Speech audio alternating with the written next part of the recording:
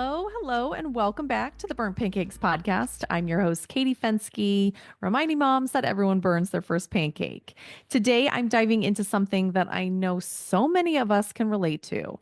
It's how we all thought we had ideas of what kind of moms we would be, and then reality hit. Before kids, we thought we'd be that Pinterest mom, that organized mom, that very patient mom. And now, well, let's just say things have taken a turn. So today I wanted to share some things that I never thought I'd do as a mom, but here we are. And I know I'm not alone in this. So if any of this hits home, make sure to DM me or leave me a review, a comment on YouTube, share this with your friends so that other moms can have a laugh as well. All right. Before we get into this, I do want to give a big shout out to today's sponsor, Cozy Earth. Since switching to their sheets and pajamas, I cannot stop raving about them. My sleep has never been better, and it's all thanks to the comfort and relaxation their products bring me. Their bamboo sheets are incredibly soft, breathable, and cooling, so I'm not waking up sweaty and overheated. Now, that is a true perimenopause win. And their pajamas, oh my gosh, they are lightweight yet cozy, and they make you feel like you're indulging in a spa day at home, even when you're just crashing after a long day of being a mom. Cozy Earth is all about turning your bedroom into a sanctuary, a place where you can truly rest and recharge. Their pill free, durable fabric and 100-night sleep trial prove they stand by their quality. If you want to feel like you are sleeping in a luxury hotel, you need to get your hands on their sheets. Treat yourself, moms. Visit cozyearth.com and use code pancakes for up to 40% off their sheets, towels, pajamas, and more. You deserve better sleep, and Cozy Earth makes it happen. Now, let's get started with this solo momversation. I said I was going to share the kind of mom I didn't expect I would be. Now, the first thing, I didn't expect that I would be this obsessed with kids' sports. But if you know me or have listened to the podcast for a while, you know that I live and breathe for my boys' sports. I love it so much. Now, before kids, I used to roll my eyes at those sports moms, like, the ones that were screaming on the sideline, getting super into it, wearing team colors and driving all over town, spending their Saturdays at tournaments, replacing family vacations with out of town tournaments. I swore I was not going to be that kind of mom. Yet here I am I'm actually wearing my baseball shirt today because we have a game later. I'm wearing team colors. I have my football mom shirts. I'm Googling how to remove grass stains and dirt from white pants and genuine believing that this is the game that could change our lives. I am so into it. But in all honesty, there's something about watching your kids out there that is truly the best thing in the world. My boys are all playing baseball this year. So I have T-ball, I have what is he, single A, and then my older son's on 11U team. It's crazy. There are 3 schedules. Yesterday, no joke, we had 2 baseball practices and a game all happening at the same time. It's a lot. But I'll be honest, I wouldn't think of a better way to spend a Saturday than at the ball field all day long. I love it.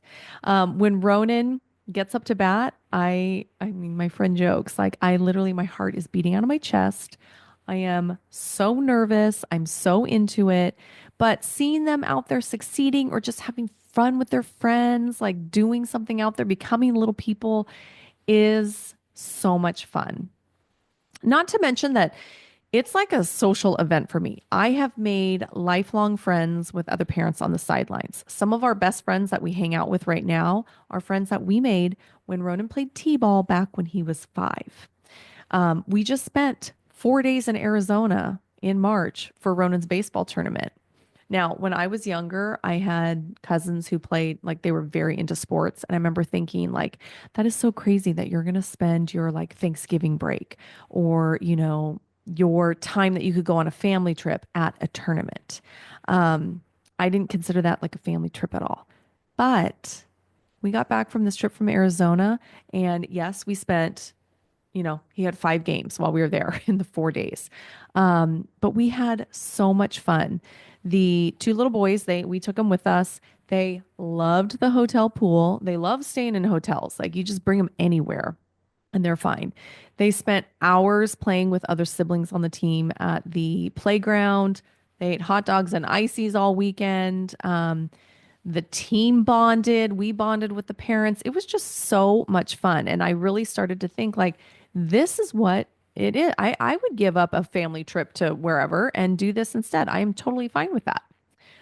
Football season's right around the corner, and that starts in July, so we barely get a break.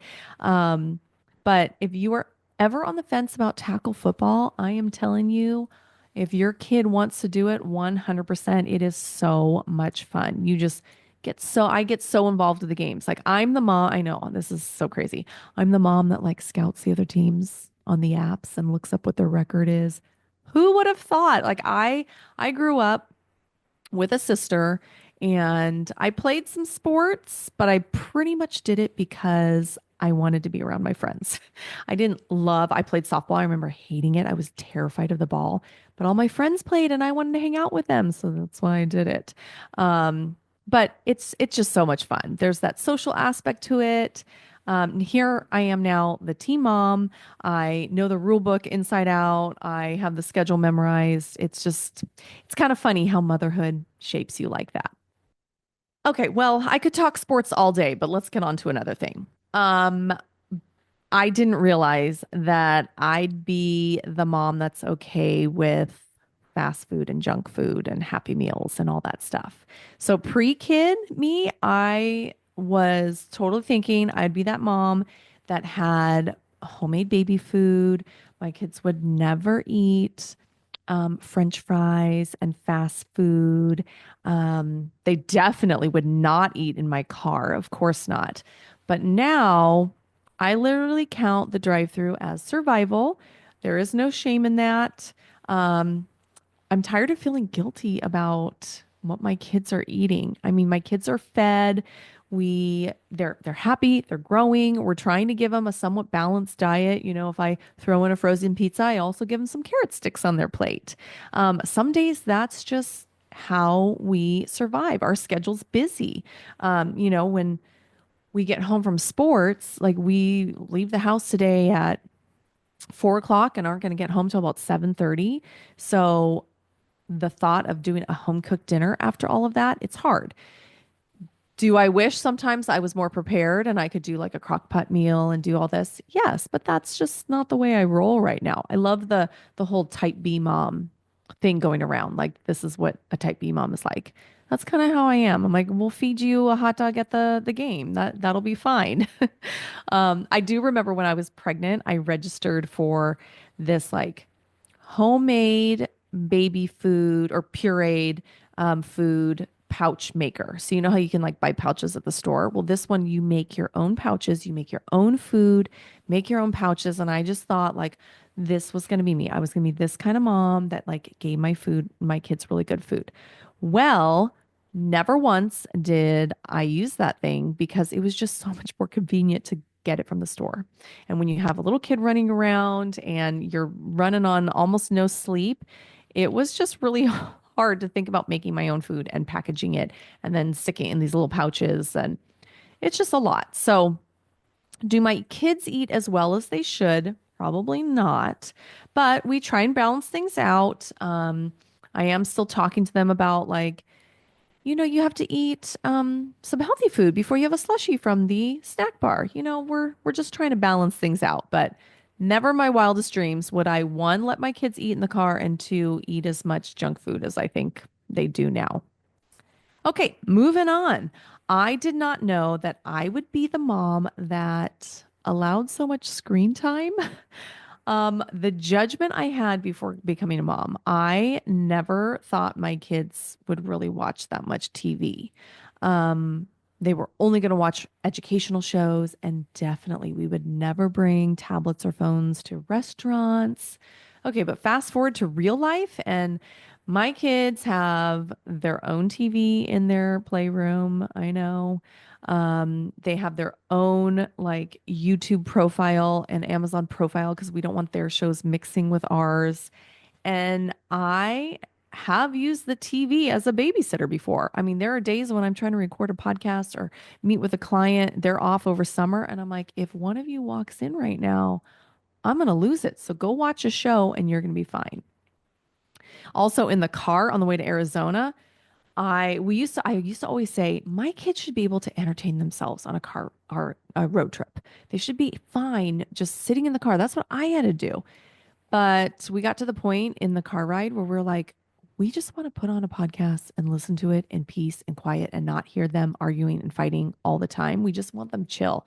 So yeah, we did break out the iPad um, during that 5 hour ride, and it was kind of pleasant. So honestly, screen times is one of those things that when used in moderation or a little more than we thought we would, it does save your sanity. And sometimes you just need a moment to like drink your coffee in peace. So, what I can think about this is I just really wish I hadn't felt so guilty back in the day for letting my kids watch TV when I'm realizing they're turning out just fine.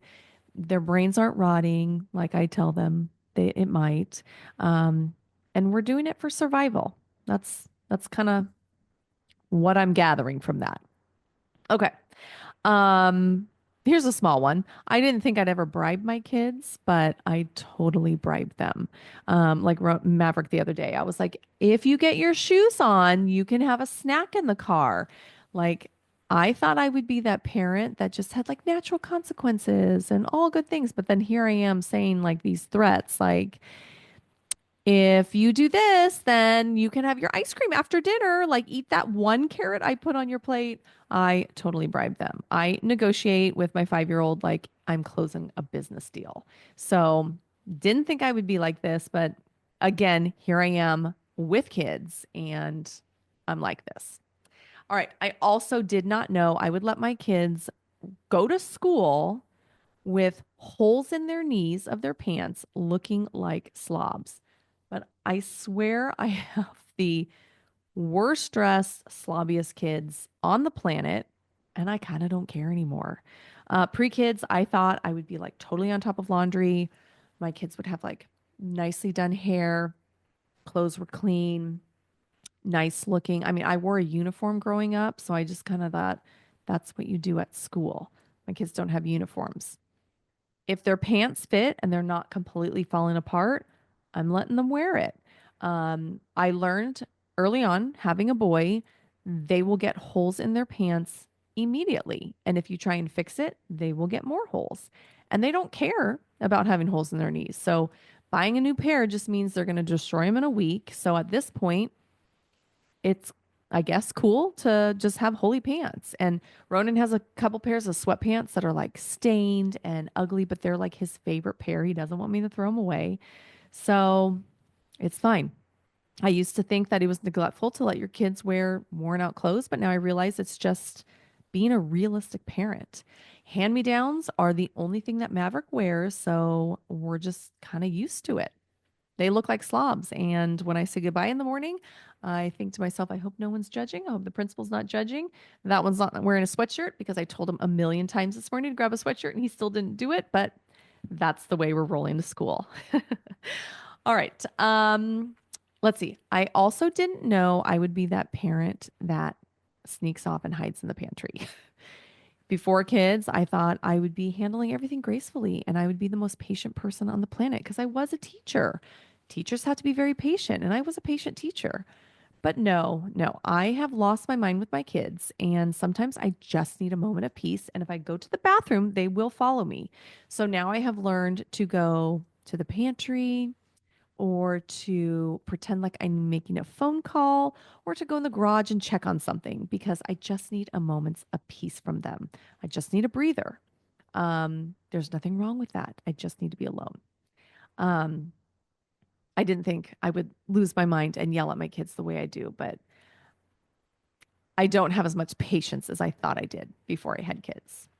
So I don't know. The last thing you should know is that I always knew I would be a mom, but I didn't know how much I would love the chaos of it and how much it would shape my life. Um, Despite all of the messes and the exhaustion, being tired, the things I swore I'd never do, I would not change this world. It is crazy. It is exhausting, but it's also this beautiful journey we're on. I really do truly think I was meant to be a mom.